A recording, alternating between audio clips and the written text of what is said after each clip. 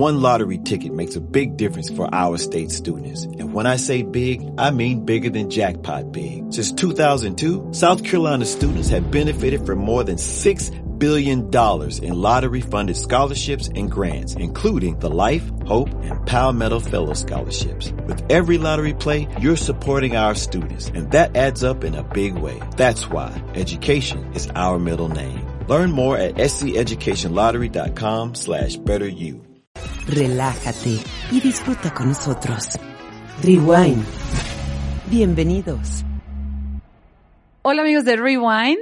Estamos otra vez en un capítulo más con ustedes, muy contentos porque tenemos una entrevista interesante sobre cómo ha crecido el consumo del vino en México y del vino mexicano. Y acabamos de estar en una conferencia, ¿no, Edgar? Hola, Edgar, por cierto. Muchas gracias, Mari. Saludos a todos. Y claro que sí estuvimos en un panel muy interesante.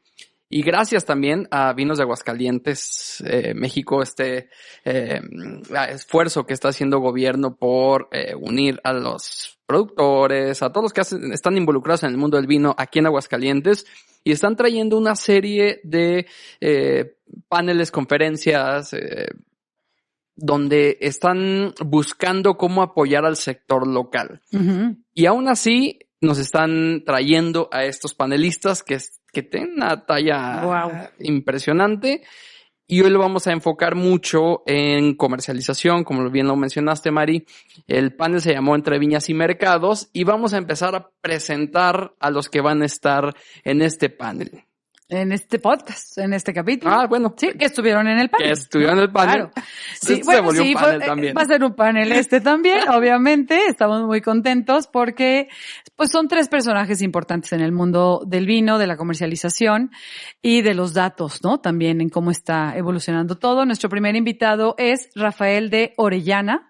Él es el CEO de la compañía Sirnos, esta compañía que él se incorpora a partir de 1999 y es una importadora muy importante. Ahora sí que repitiendo.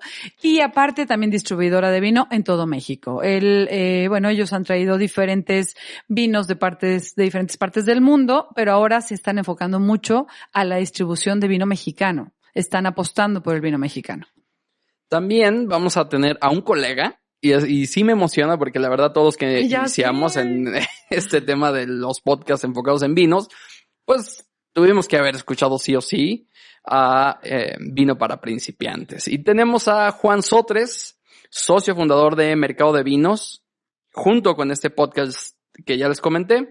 Juan Sotres es uno de los pioneros del podcast en habla hispana con Vino para Principiantes. Llegó a ser CEO de la agencia digital Likeable Media México, para después emprender su propia agencia especializada en e-commerce, la cual ha sido seleccionada por Shopify como caso de éxito a nivel mundial. Uh-huh. Además, su tienda de vinos, Mercado de Vinos, una de las tiendas referentes de vinos aquí en México. Es uno de los socios fundadores, sí. ¿No? Y muchos estudiamos con él. Sí, claro. Definitivamente es un podcast Vino para Principiantes también, y toda una plataforma que ha sido muy fuerte. Yo creo que de los pioneros, ¿no? Sí, que por empezaron supuesto, con 2004. esto, como decías. Bueno, ahorita nos va a platicar. Ahorita ya nos platicará él y cómo empezó, que esto también es interesante. Y nuestro tercer invitado se llama Franco Rosso. Él es Head of Marketing de Vinos y Licores en ISCAM. Él es un profesional del marketing con una trayectoria internacional y una formación académica muy sólida. Y también lo muy interesante es que viene de una familia de productores de vino en Mendoza, Argentina, él siendo mexicano, pero esto le ha dado también pauta a poder hacer todos estos análisis como lo hacen en el ISCAM, que es una consultoría de mercado, y ahí tienen desarrollo de muchas mediciones en cuestión empresas, y ahorita se están enfocando mucho a lo que es el vino mexicano también. Y como nos decía, en LinkedIn pueden encontrar todos estos datos, ¿no? El ISCAM. Así es. La dinámica va a ser la siguiente. Vamos a tener primero a Juan Sotres, uh-huh, y después a Rafael, y después vamos a entrar con ISCAM. Con Franco. Franco entrará después y también nos seguirá acompañando Rafael. Y aquí los tenemos. Bueno, pues bienvenidos. ¿Cómo están? A este capítulo de Rewind muy interesante, que vamos a tocar el tema de comercialización, storytelling, crecimiento, ¿no? Del ¿Cómo vino. están? Pues muy contentos, ¿verdad? Muy contentos. Sí, muy contentos. Gracias por la invitación. Uh-huh. Oye, con la sorpresa también de que, bueno, Juan Sotres, don Rafael también, bienvenido, que eres de aquí de Aguascalientes. Sí, así es. Exacto, sí. Eres oriundo hidrocálido. Exacto, de una tierra de vinos, entonces creo que muy ad hoc. Claro.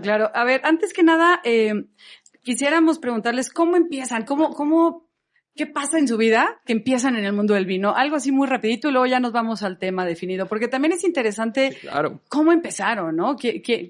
¿Quiénes fueron los que los impulsaron o motivaron a esto? Claro, yo empecé por casualidad, por una clase de vinos en la universidad, que era una de estas optativas que tienes que tomar, y ya había tomado historia del arte y literatura, y había cata de vinos, y dije, pues en universidad, alcohol, dije, pues educación, no suena mal. Sí, va junto. Y la verdad es que me tocó un maestro, un sommelier joven, que me cambió la percepción del mundo del vino. O sea, para mí el vino era de mis abuelos, era algo pues aburrido, complicado, complejo, y este chavo traía otra idea y la forma en que explicaba, y eso me enganchó, y de ahí me empezó a interesar un poco más. Empecé a asistir a algunos eventos, vivía en Guadalajara en ese momento. Luego, por cuestiones de trabajo, me voy a vivir a una ciudad pequeña, Manzanillo, y ahí ya no había catas, eventos ni nada, y justo empezaba el tema de los podcasts, el primer iPod y demás, y yo escuchaba un podcast que se llamaba Wine for Newbies, en inglés, y empecé a tener contacto con la persona que lo grababa, y salió la idea de por qué no grabar vino para principiantes, la traducción de Wine for Newbies. Y empezó como una traducción. Yo en ese momento no sabía nada de vino, yo solamente tomaba el texto y hacía una traducción.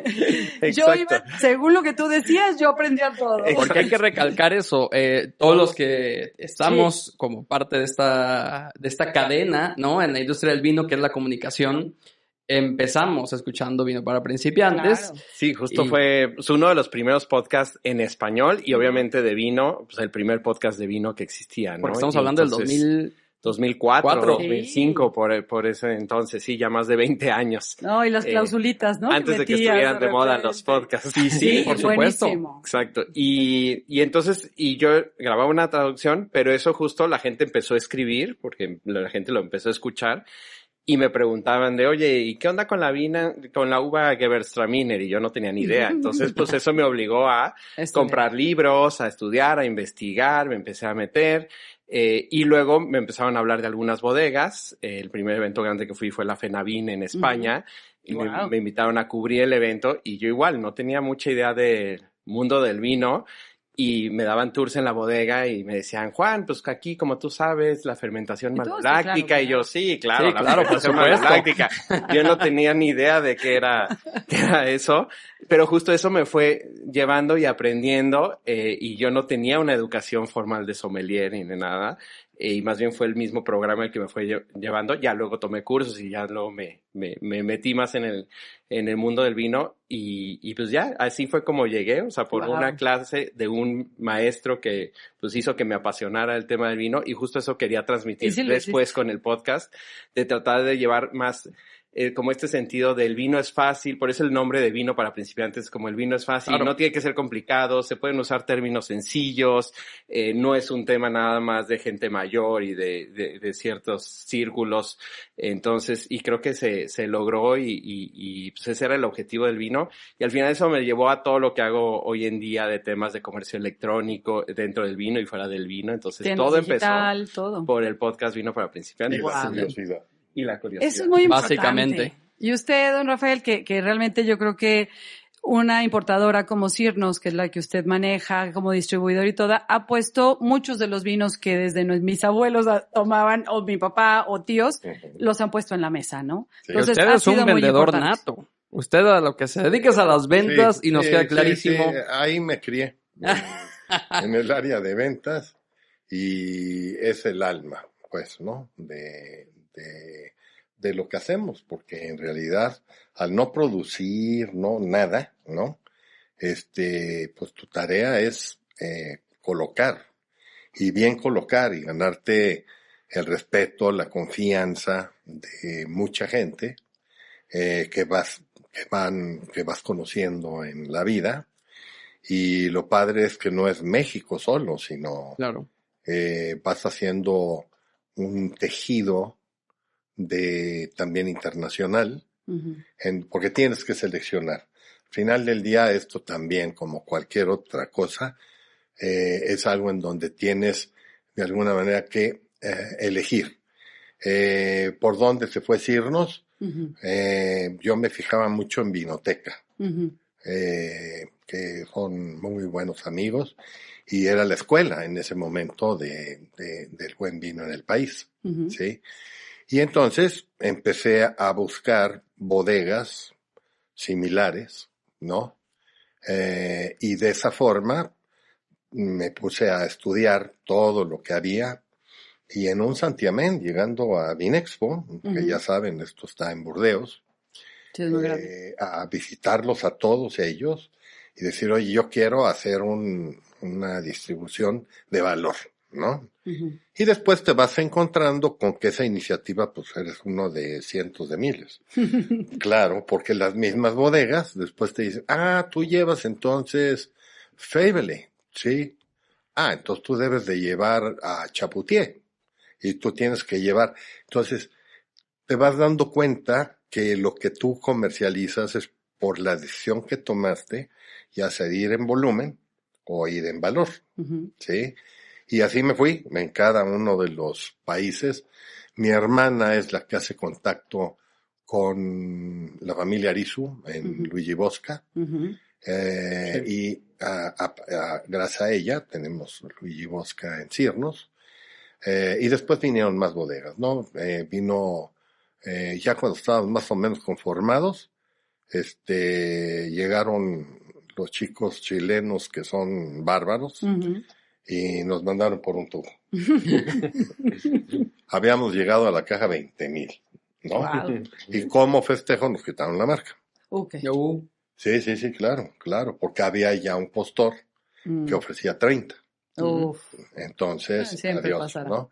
Pero es la escuela chilena, o sea, son gente muy combativa y saben comercializar muy bien y saben tu límite, ¿sabes? Pues de los mayores exportadores, ¿no? En América Latina, en fin. Entonces, ellos mismos saben hasta cuándo y después ya están buscando a gente de mayor capacidad y así sucedió.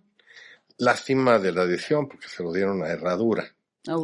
Y Herradura, siendo el tequila que más me gusta y con todos mis respetos, pero no eran vendedores de vino, ¿no? Claro. Pero bueno, terminó ahí el proyecto y entonces tomamos la marca de Conosur, y también la posicionamos en el país. Muy bien. Entonces nos hemos dedicado a eso, a un intento de manejar valor y posicionamiento. Que a ver, estamos hablando de un México muy diferente, porque este tema del boom del vino no lleva tampoco tanto tiempo, aunque había consumidores tradicionales. Ahorita el mercado del vino sí es amplio, ¿no? Abarca todas las edades, todos los géneros, todo. O sea, hay vino para todo el mundo. ¿Cómo describen ustedes esta evolución? ¿Cuáles son estos factores clave por la que el vino en general y el vino mexicano, que así lo platicaron en la conferencia, ha sido un detonante? No sé quién quiere empezar. Yo creo que el vino mexicano, ahorita que lo mencionaste, ha jugado un papel muy importante en esta evolución del consumo del vino en general en el país, ¿no? Yo creo que justo vinos españoles siempre han existido, vinos chilenos, vinos argentinos, y aunque había vinos mexicanos no tenían la popularidad que tienen hoy en día.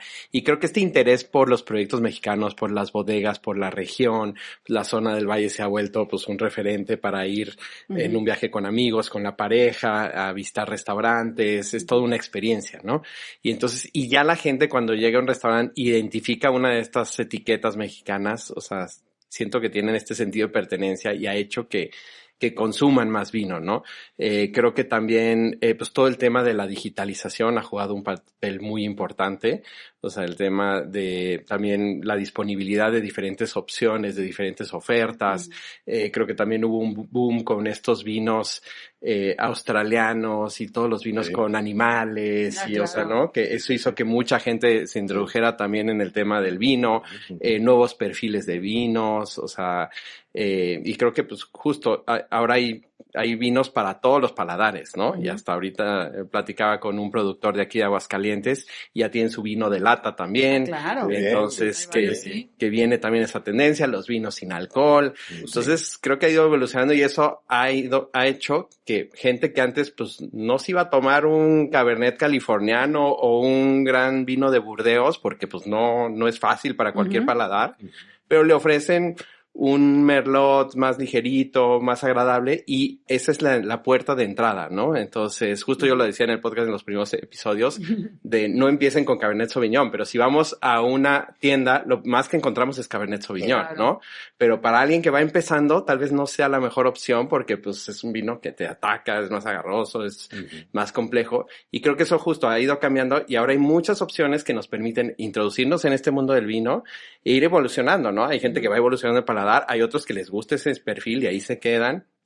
Y está bien, creo que lo importante es que se consuma más vino y que lo veamos como parte de la comida, que lo veamos como un alimento que hace rato mencionaba Rafael, ¿no? Y como lo ven los europeos, ¿no? O sea, pues comer con una copita de vino es lo más normal. Ay, sí. Y creo que eso también se ha roto aquí en México, que antes era vino para ocasiones especiales.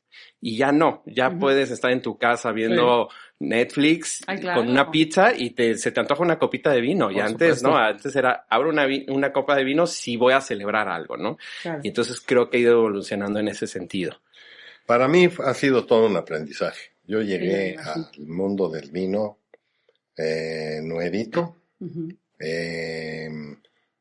Como bien dicen ustedes, el vino en general no aparecía en la dieta. No era protagónico, digamos así, ¿no?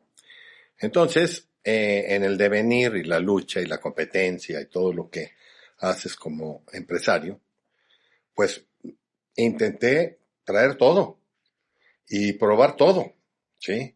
Entonces, por ejemplo, uno de los aprendizajes más lindos que yo he tenido es, sí, hay una oferta enorme, y hay muchos países productores de vino, etcétera, etcétera. Pero ¿qué crees? Que nuevamente tienes que elegir, o sea, de repente piensas que estás en un mar desconocido en donde todo va a venir y te va a arrastrar. No. ¿Qué aprendí en este proceso? Traje vinos de Nueva Zelanda, traje vinos de Australia, traje vinos de otras latitudes y pues con la parte no tan feliz de que todos los que hicimos lo mismo, porque fuimos muchos, ¿no? Pues fracasamos. ¿Todavía no estaba listo el mercado? Mira, yo creo, es hipótesis, no. A mí me parece que el vino requiere de identidad. Es casualidad, si tú quieres, ¿no?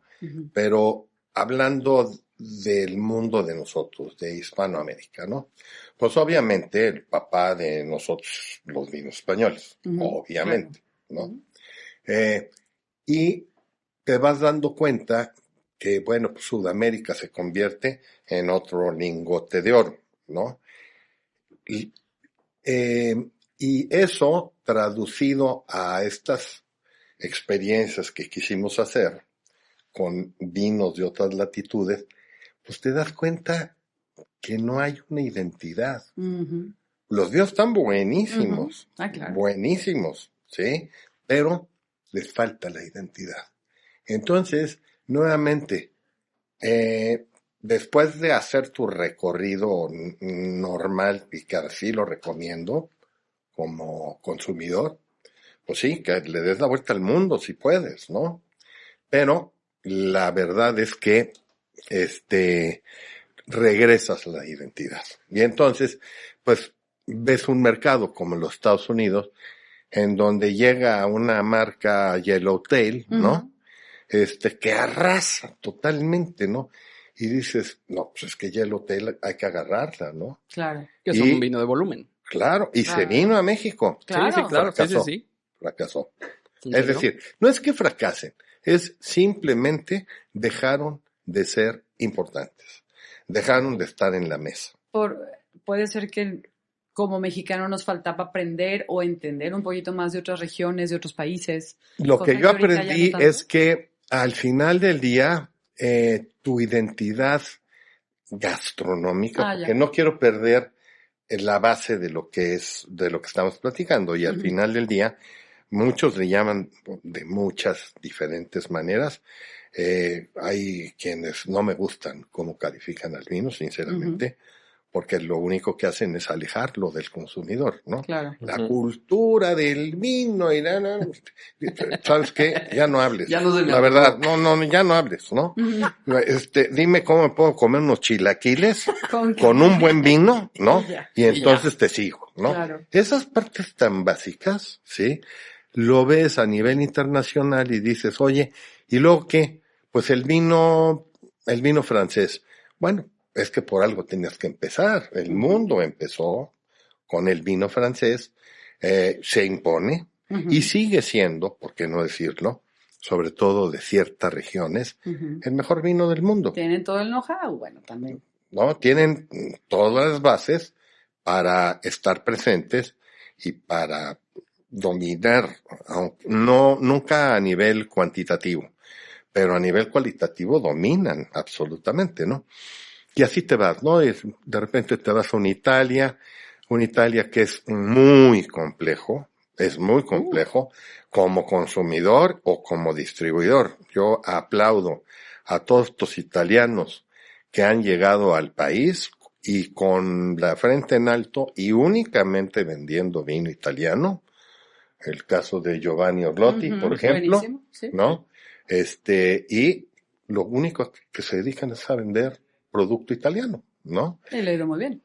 Y lo hace muy bien. Entonces, lo que quiero decir es que en el fondo, si no vemos el vino de manera muy sencilla,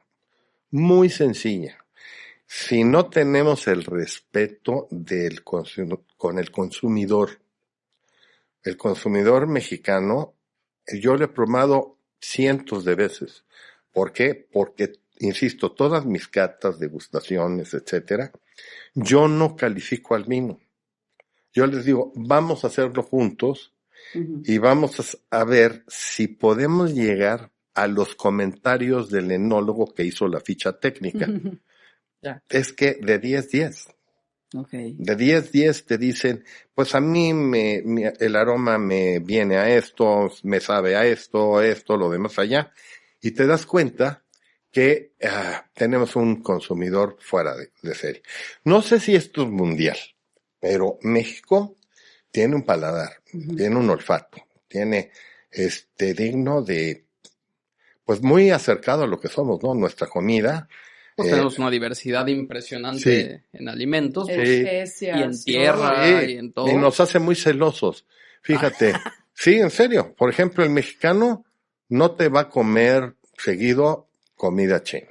No te va a comer comida tailandesa. Tú dices, pero espérame, si las semejanzas son brutales, por celos. Por celos. Yo ahí estoy, pero sí, claro. Si se trata del buen chile y no sé qué, no hay nadie que haga las cosas como Fíjate qué contradicciones, qué tan controversial es el tema, que es súper atractivo, ¿no? O sea, no hay gente que le deje de poner emoción a este tipo de experiencias. Entonces, cerrando estas preguntas iniciales, para mí ha sido una etapa de mucho aprendizaje, porque me di cuenta que, back to basics, ¿no? O sea, ya viviste, ya te fuiste, ya conquistaste, ya todo lo que quieras, pero tu paladar te llama, tu cocina te llama, tus quesadillas te llaman, ¿no? Y esas cosas, y esas cosas finalmente pues nos hacen muy felices, y ahí es en donde dices, caray, con todo lo que se tiene, y no tenemos un vino nacional por culpa de un señor que llegó aquí, mandó matar todas las vides, ¿no? Uh-huh. Y entonces entran los cerveceros, que son, era la opción, ¿no? Uh-huh. Y desarrollan una gastronomía muy centrada en la cerveza, uh-huh. ¿verdad? Claro. Todo esto que está sucediendo ahora, pues es una gran transformación. Y por primera vez, y yo creo que muchos mexicanos nos sentimos de esa manera, nos llena de orgullo uh-huh. hablar de nuestra industria, del vino mexicano. ¿Por qué? Porque por años nosotros mismos ninguneábamos al vino. Uh-huh. Entonces oían todas las palabritas ahí del malinchista y el no sé qué, porque sí, tengo que aceptar que yo fui un malinchista, uh-huh. ¿no? Y entonces me orientaba más por lo que había en el extranjero. Y ahora que vemos en dónde se sitúa un vino mexicano, y no estoy hablando necesariamente de lo mejor, o lo más que lo mejor, lo más conocido, no.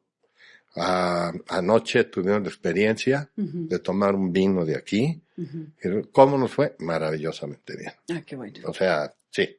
Habían dos vinos, que es uno de los problemitas que le vemos de repente. Eso sí. Desde la logística y demás. Pero todo es corregible. Todo eso, tengan la plena seguridad de que lo hablamos, vamos a hacer una carta colegiada de Aguascalientes. Wow. Y la vamos a poner en los 20 principales restaurantes.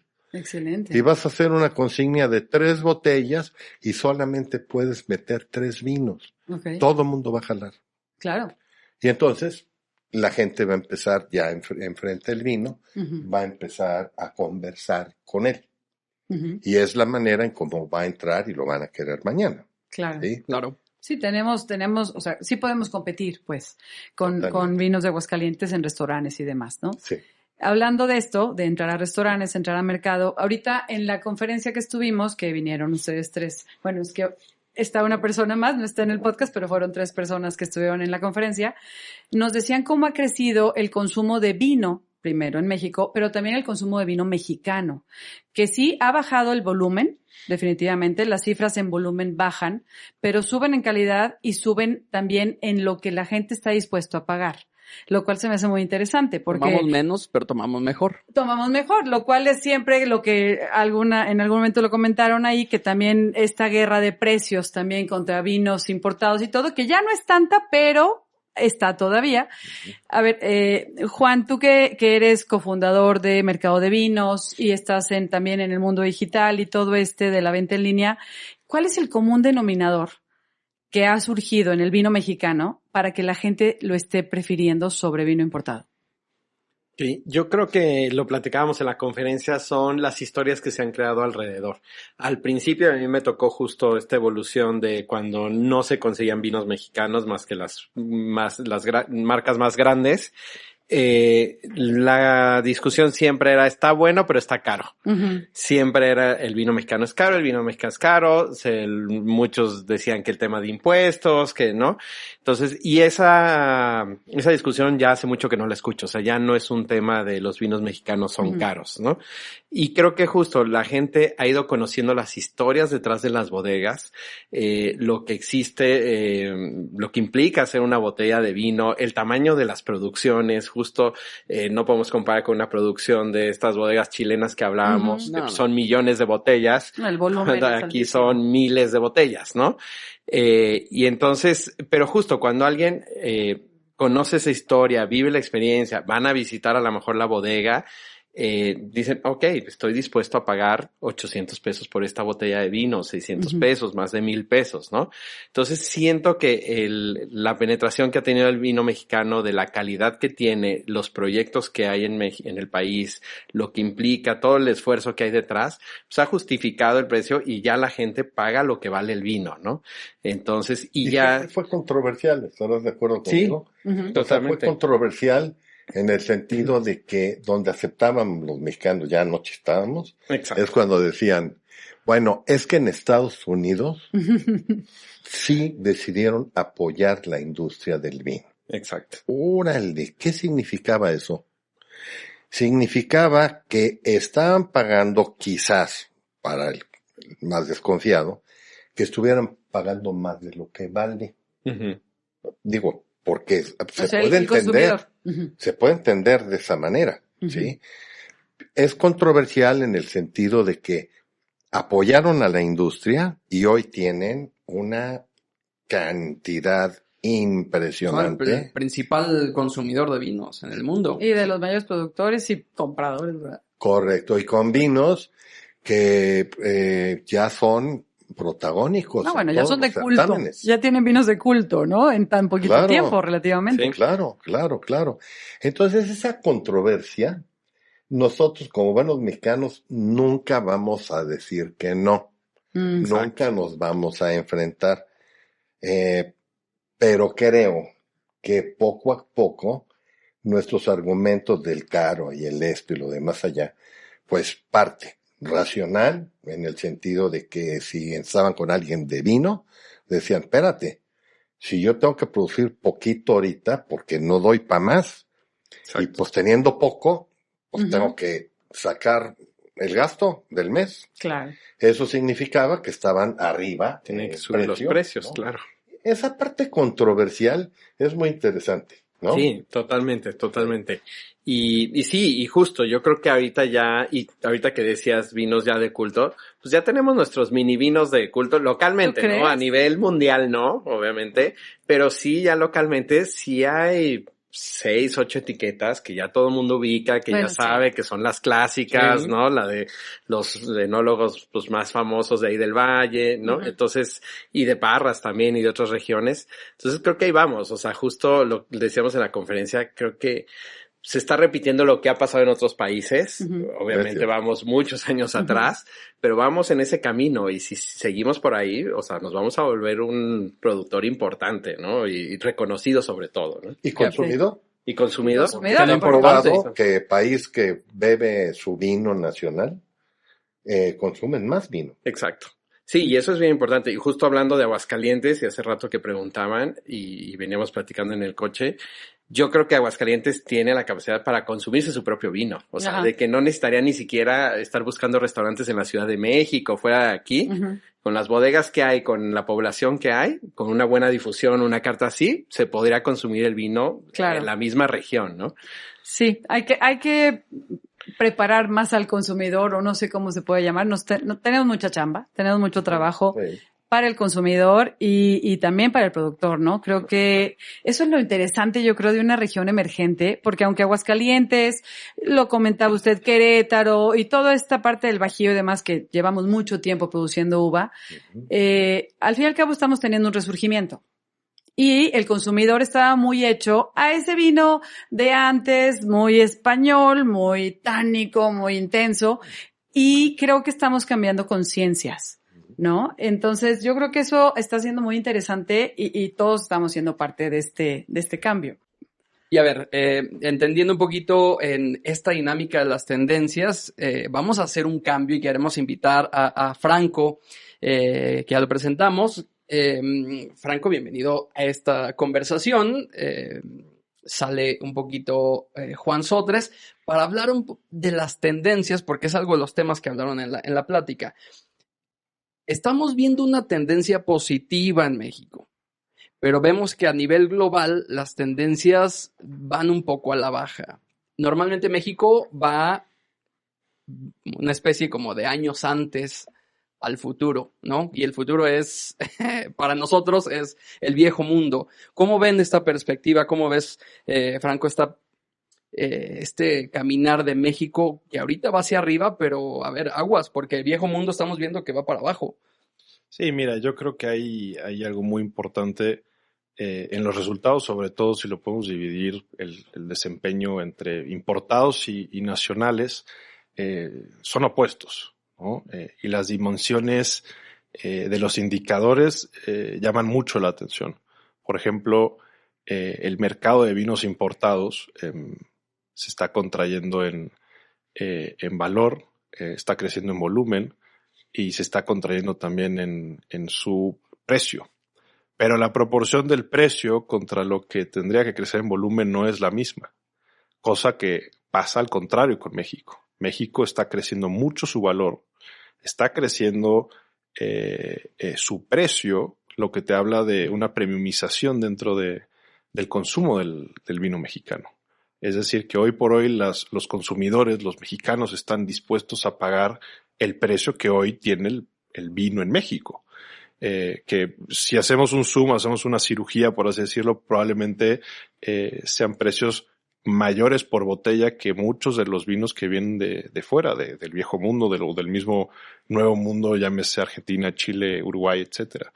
Creo que la tendencia obedece más que nada hacia un tema de una buena educación que ha habido en los últimos 10 años del mismo consumidor de México, también de una nacionalización, de un enamoramiento del vino nacional del mismo consumidor mexicano, de bajar un poco el tema del malinchismo, y sobre todo de que creo que cada uno volverse de cierta manera un embajador de lo que estamos haciendo en el país, que cada vez es mucho más bien o mucho mejor logrado de lo que se encontraba en el mercado afuera hace 10 años. Hablando del vino nacional. Uh-huh. ¿no? Lo tuyo, Franco, son los datos.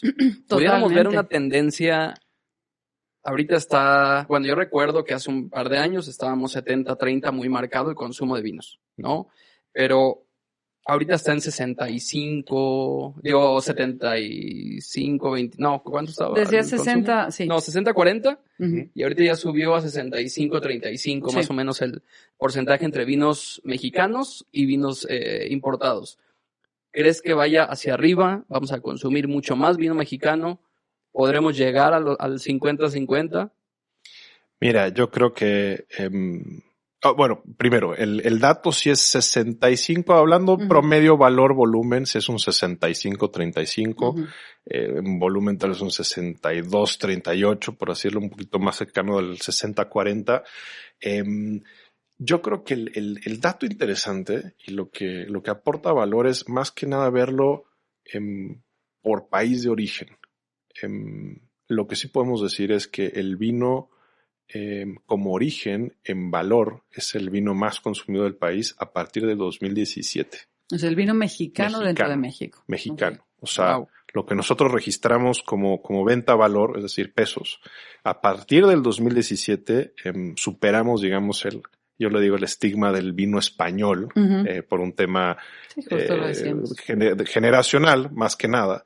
Y a partir llevamos en esta tendencia, en este crecimiento como país de origen, pues desde el 2017, los últimos uh-huh. 8 años. Yo creo que ese es el dato que aporta más valor. Si es un monstruo, todos los demás países, estamos hablando de España, Italia, Francia, los países que mayor producción tienen a nivel mundial en hectolitros, los que mayor densidad de hectáreas tienen, son unos maestros en el tema de los tipos de conducciones, de cómo afrontar el tema el tema climático, de los rendimientos que tienen también. Y creo que esa tendencia va a seguir creciendo, no desde un tema de consumidor o de tipos de vino, sino irnos más para atrás, directamente al campo. Entre mayor, digamos, metros cuadrados o hectáreas tengamos de vino plantado en México y ese vino se coseche, se vendimie, se produzca y se consuma internamente, creo que el crecimiento podemos aspirar a tener un 50-50. Wow. Y por ejemplo, a ver, ahorita tú vienes de una familia de ya 4 generaciones que hacen vino en un país como Argentina, ¿no? En Mendoza, Argentina, o algo así nos comentaban. Correcto. Y podemos hablar de Francia, Italia, España, pero Argentina también es un país que trae un know-how de ya muchos años y que sabe posicionar su vino dentro de Argentina, ¿no? Tengo entendido que el mayor consumidor del vino argentino es el mismo argentino. Entonces, ¿qué nos puedes, no sé, aportar o qué está haciendo el productor mexicano ahorita bien y qué está haciendo mal para posicionarse como este producto top dentro del mismo mexicano y quizá también poder exportar, ¿no? Yo creo, muy, muy buena pregunta. Excelente tema, porque me fascina aparte hablar de este tipo de cosas. Yo creo que más que bien o mal, yo creo que tiene que ver más con oportunidades. Uh-huh. Y creo que tiene que ver mucho con, primero que nada, obtener y definir una identidad de qué es el vino mexicano. Uh-huh. Versus, y no es versus el vino argentino o el vino español, es la identidad de qué representa el vino mexicano uh-huh. para el mexicano y hacia afuera. Okay. Y es en donde, por ejemplo, pasan mucho los ejemplos de es mejor el vino español que el francés. No, pues no, es el que te gusta, puede ser, uh-huh. pero puedes decir que un vino francés es mejor que otro vino francés, sí, porque uh-huh. son peras con peras, por así decirlo. Entonces creo que primero y principal, definir una identidad como vino que no necesariamente tiene que ver con una cepa, uh-huh. como en Argentina, que pues, todo es Malbec. Y creo que es un estigma que también te limita, ¿no? Totalmente. Yo creo que hoy seguimos en una fase de experimentar cuáles son, digamos, las mejores cepas que se pueden dar dependiendo de la tierra.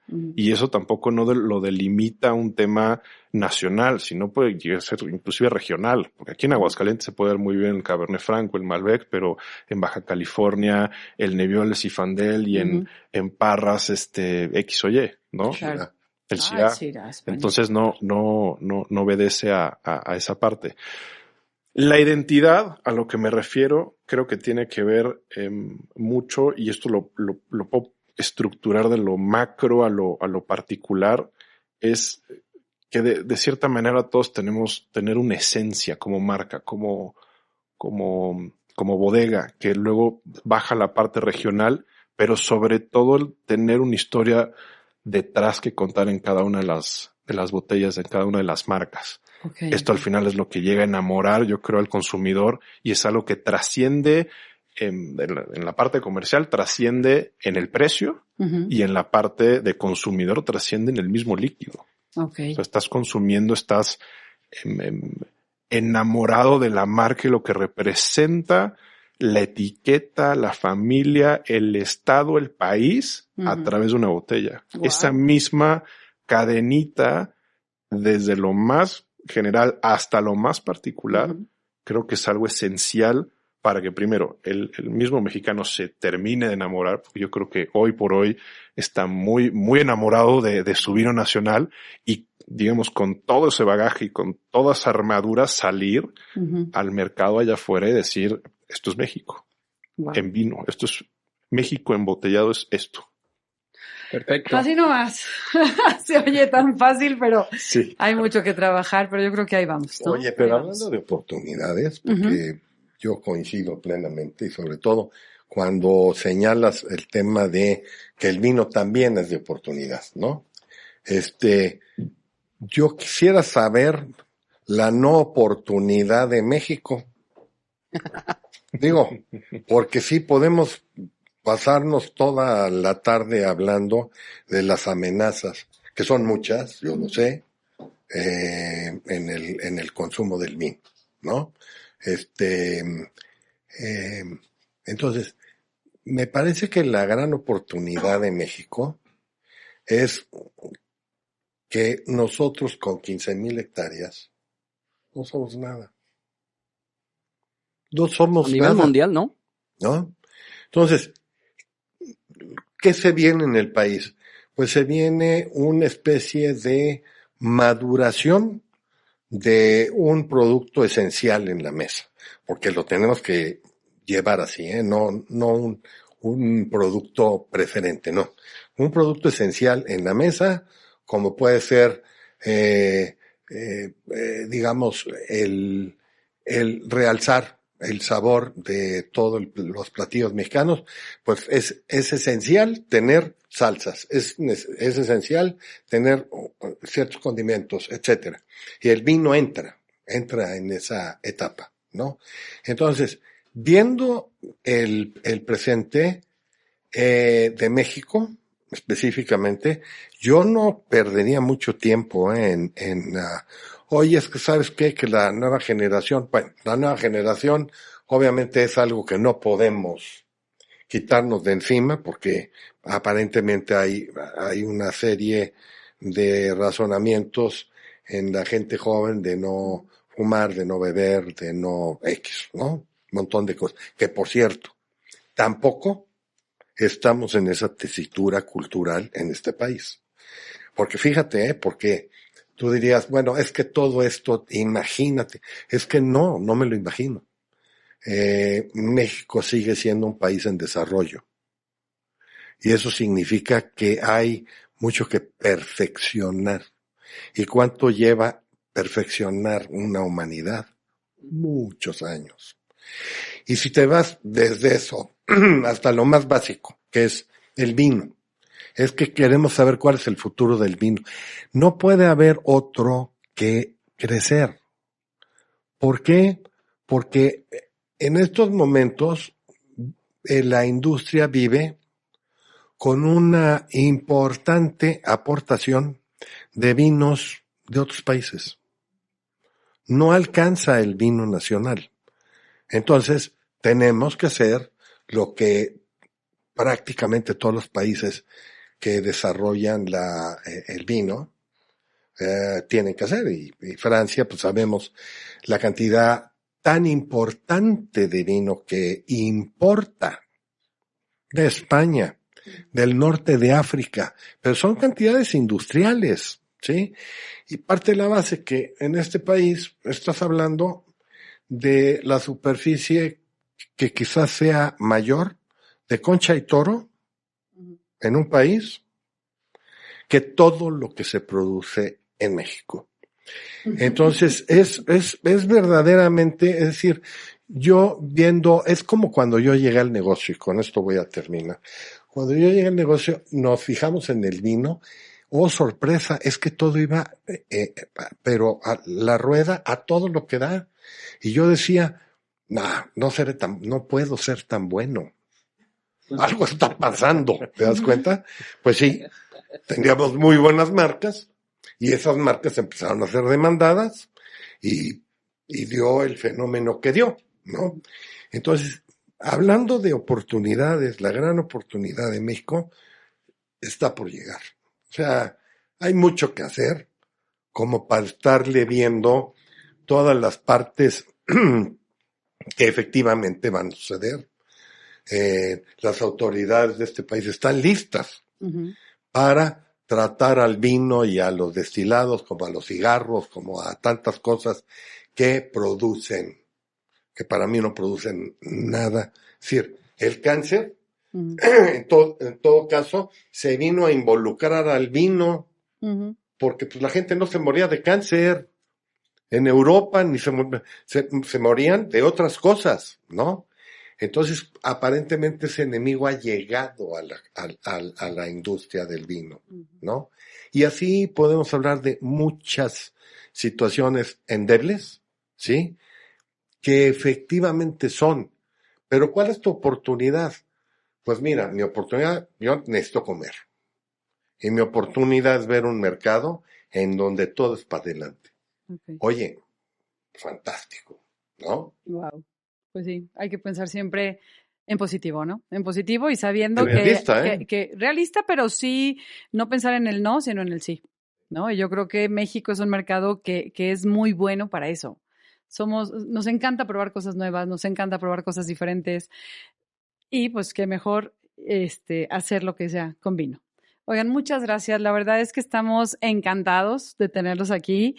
Sabemos que ustedes tienen ya también mucha prisa porque en un rato más sale su avión, pero antes de irnos rapidísimo, ¿dónde podemos encontrarlos? Juan, Franco, Rafael, ¿dónde puede encontrarlos la gente? Alguien que quiera como distribuidor o todas las cosas que ustedes pudieran aportar, ¿no? a los productores en México. Pues yo creo que a través de redes sociales es lo más fácil, buscando ya sea directo a @JuanSotres en todas las redes o @vino para principiantes, y en el tema de la tienda en línea es mercadodivinos.mx o @mercadodivinosmx en todas las redes.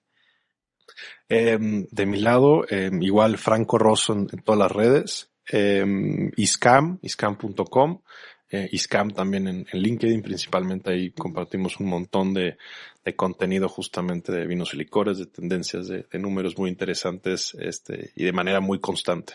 Pues compañía Ciernos, que sin ser la mejor, pues es la más vieja, ¿no? Entonces, eso nos ayuda un poco para que el que esté interesado, pues se vaya a un directorio rápidamente, y estamos ahí per secula seculorum, junto con otras empresas comercializadoras de vino. Perfecto, pues nos vamos, muchísimas gracias, nos escuchamos la siguiente semana y gracias Mari, gracias caballeros, nos vemos. Y esto es Rewind. Bye bye. Rewind ha llegado al final.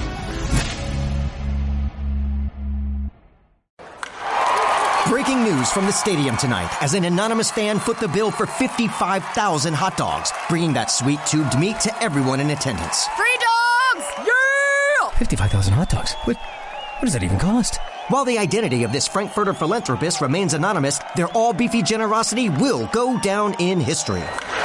The new Mega Millions. More to win means more to give. How you spend it is up to you. Yeah! For game odds and details, visit SCEducationLottery.com.